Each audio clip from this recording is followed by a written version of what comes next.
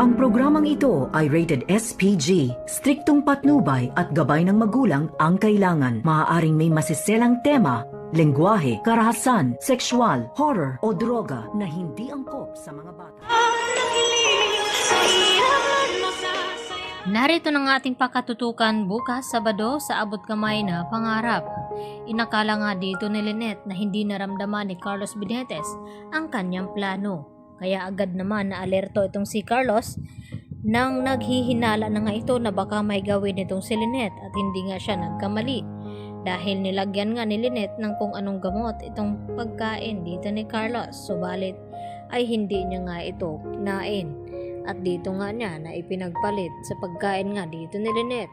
Kaya nagpanggap naman na natutulog itong si Carlos upang sa ganoon malalaman niya kung ano ba talaga ang binabalak dito ni Lynette. Kaya agad naman na lumabas itong si Lynette nang makita niyang nakatulog na nga ng mahimbing itong si Carlos sa akala ni Lynette na tumalab nga itong gamot na kanyang nilagay. At nang makalabas nga siya dito sa pintuan ay laking gulat ito nang dumaan sa kabilang pinto itong si Carlos at nang pagbuksan niya na papalabas na sana ito ay nagulat ito nang makita itong si Carlos. At dito naman nakikita ni Lynette ang matinding galit sa mata dito ni Carlos dahil nagpapanggap nga siya na nagiging mabait at kakampi dito kay Carlos. Yun pala ay may balak palang iwan itong si Carlos Benitez. Kaya hindi na naman nagtagumpay ang mga plano dito ni Lynette na makatakas dito kay Carlos dahil mas hihigpitan pa nga niya ang pagbabantay dito kay Lynette. Samantala, dito naman naawang-awa itong si Regan at pati na rin itong si Josa dito nga kay Harry dahil siyang apektado sa ginawa ng kanyang ama at kung hindi nga daw guilty itong si Doc Carlos ay sana ay nagpapakita na nga ito sa kanila at hinarap ang mga pulis at kinausap itong si Nachang Susan at ibinalik itong si Lynette. Subalit ay hindi nga matatawagan nila itong si Carlos at pati na rin itong si Lynette ay hindi nga nila ito mahagilap. At yun naman ang sabi ni Dr. Enriquez na kung bakit natagpuan nga itong katawan ni Irene ay biglaan naman na nawala itong si Carlos at isinama pa itong si Lynette kung wala daw talaga siyang kasalanan na ginawa dito.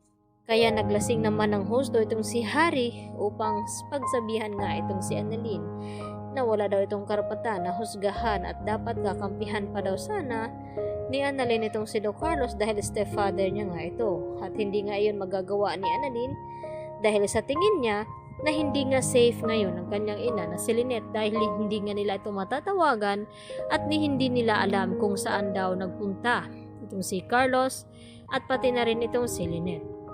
At nalagay na nga sa langanin dahil ilang araw na rin na hindi natatawagan at nakausap ni Annalyn itong kanyang ina na si Lynette.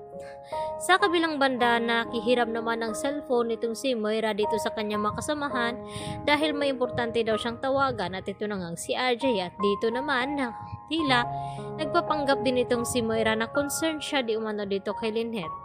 At tinanong niya itong si RJ na kung kumusta na ba daw at kung totoo na kinidnap daw ni Carlos itong si Lynette.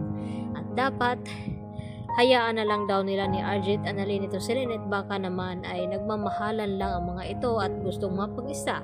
Subalit ay hindi naman nagustuhan ni RJ itong mga sinasabi ni Moira na baka may kinalaman pangaraw siya dito sa nangyayari dito kay Lynette.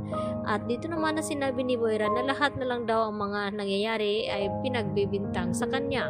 At dito rin dumalaw itong si Zoe kay Moira at kinamusta naman niya ito at tinanong kung wala ba daw itong bagong manliligaw at ang sagot nga nito ni Zoe na mayroon. Subalit itong si Dax at nakaisip na naman ang plano itong si Moira na magagamit daw nila itong si Dax at dapat ay sakyan lahat ni Zoe itong mga trip ni Dax nang sa ganon ay hindi ito tutuloy na titistigo laban dito kay Moira at magagamit na nila itong pasunurin.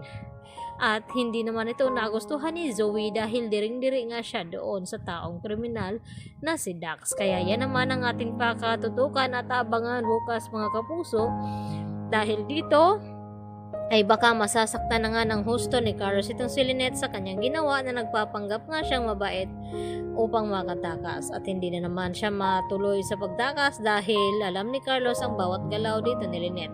Yan po aking karagdagan latest update at marami pong salamat sa inyong panonood dito sa aking munting channel. Hanggang sa muli, bye bye!